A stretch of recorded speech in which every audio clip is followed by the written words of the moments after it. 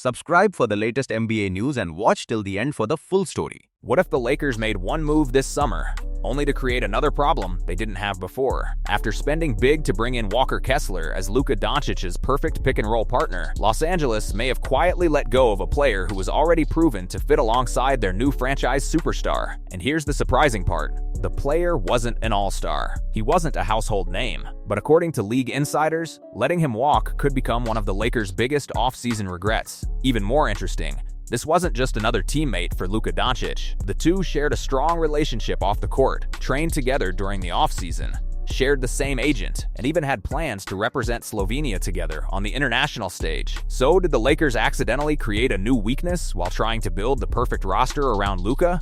Let's break it all down. The Los Angeles Lakers entered this offseason knowing one thing: the team had to change. After reaching the Western Conference semifinals and winning 53 games, the front office decided that simply running it back wasn't enough. With Luka Doncic now becoming the centerpiece of the franchise, every roster move needed to fit his style of basketball. Instead of focusing on isolation scorers, the Lakers prioritized defenders, athletic wings, and players who thrive without needing the ball in their hands. Their biggest addition was Kessler, a rim-protecting center who many believe is one of the NBA's best young defensive big men. For Luka, the fit makes perfect sense. Throughout his career, Doncic has always been at his best with athletic centers who can set solid screens, dive to the basket, catch lobs, and protect the rim on the other end. Kessler checks nearly every one of those boxes. The only problem? Getting Kessler wasn't cheap. The Lakers reportedly committed around $130 million, while also giving up valuable draft assets, including first-round picks and pick swaps. While many fans believe Kessler is worth that investment, the aggressive move also limited what Los Angeles could do afterward. Instead of continuing to strengthen the roster, the Lakers suddenly found themselves with fewer financial options and fewer trade assets. That's where the center rotation started becoming a concern. On paper, Kessler is an excellent starting center.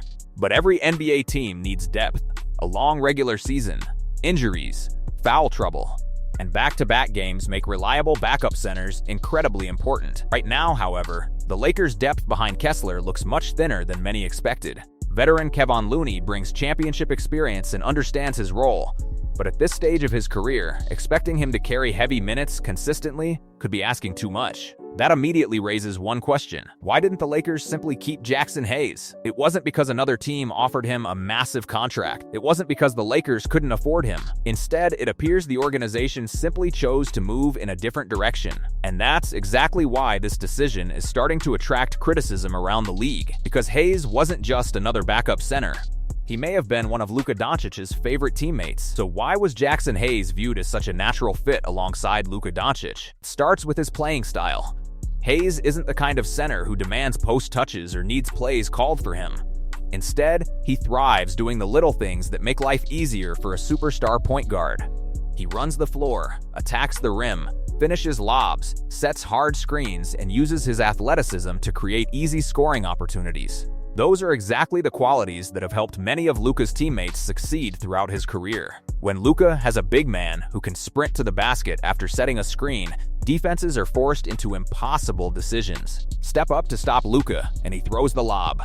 Stay with the rolling center, and Luka attacks the paint himself. It's one of the most effective actions in modern basketball. Hayes understood that role perfectly. He didn't need to score 20 points to make an impact. Instead, he focused on energy, hustle, rim protection, and finishing around the basket. Those contributions don't always grab headlines, but they often help winning teams. The chemistry between Hayes and Luka also went beyond basketball. The two have worked out together during the offseason and are represented by the same agent. Reports even suggested that Hayes pursued Slovenian citizenship, opening the possibility of joining Luka on Slovenia's national team in future international competitions. While that doesn't directly affect NBA games, it does show the level of trust and friendship between the two players. That's why some around the league were surprised when the Lakers allowed Hayes to leave. The contract he eventually signed wasn't viewed as expensive by NBA standards. In fact, many analysts considered it a team-friendly deal that Los Angeles could have matched without creating major financial problems. Instead, the Lakers focused on reshaping other parts of the roster. One of the most notable additions was Collin Sexton, a talented scoring guard known for his speed, energy, and ability to create offense.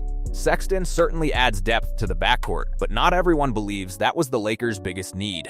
Some league observers have questioned whether investing in another guard made more sense than keeping reliable frontcourt depth. One anonymous Western Conference coach reportedly summed up that concern by saying he didn't understand why the Lakers prioritized adding another scoring guard while allowing a center who already had strong chemistry with Luka to leave. Of course, opinions like that don't necessarily mean the Lakers made the wrong decision. Front offices evaluate players based on much more than statistics. Salary flexibility, future trades, roster balance, long-term planning, and player development all play important roles in these decisions. From the Lakers' perspective, they may believe Walker Kessler can handle a much larger workload, reducing the need for another rotation center. But that's where the risk comes in. An 82-game NBA season is demanding. Centers absorb constant physical contact. Injuries happen. Foul trouble happens. Fatigue becomes a factor. If Kessler misses time, the Lakers suddenly have far less proven depth than many other contenders. Kevon Looney remains a respected veteran and brings championship experience from Golden State. But asking him to consistently play starter-level minutes may not be the ideal scenario for a team hoping to compete deep into the playoffs. That's why this conversation isn't really about whether Hayes is better than Kessler.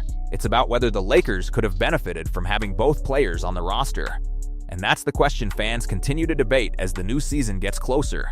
As training camp approaches, one thing is becoming increasingly clear. The Lakers have built a roster with one primary goal: maximize Luka Doncic's strengths and give him every opportunity to lead this team back into championship contention. On paper, they've made several smart moves. Walker Kessler gives them the rim protection they've been searching for. Their perimeter defense has improved with the addition of more athletic wings. And the overall roster appears younger, faster, and more capable of keeping up with the NBA's elite teams. But every successful roster has to survive more than just the opening night. Championship teams need depth. They need players who can step into bigger roles when injuries strike. They need veterans who understand their assignments without disrupting team chemistry. And perhaps most importantly, they need players who already know how to complement their stars.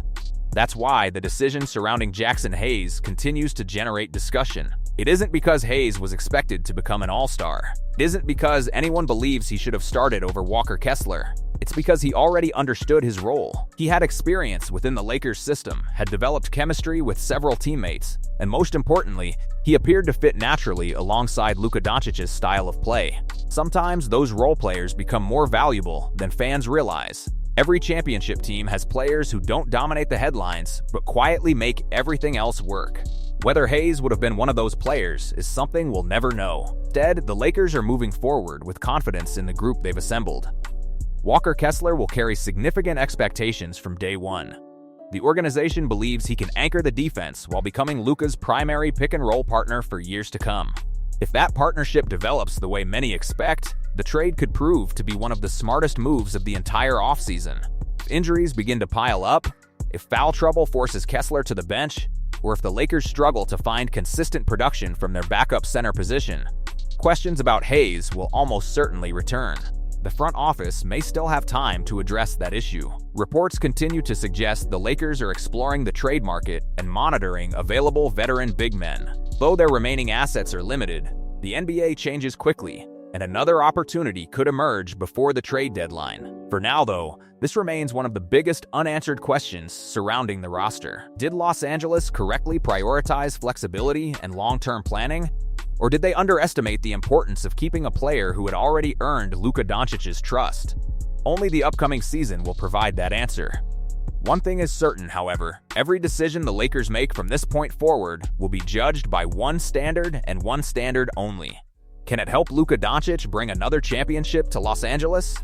If the answer is yes, fans won't remember who left. But if the Lakers fall short because of a lack of frontcourt depth, this offseason decision may be revisited for years to come.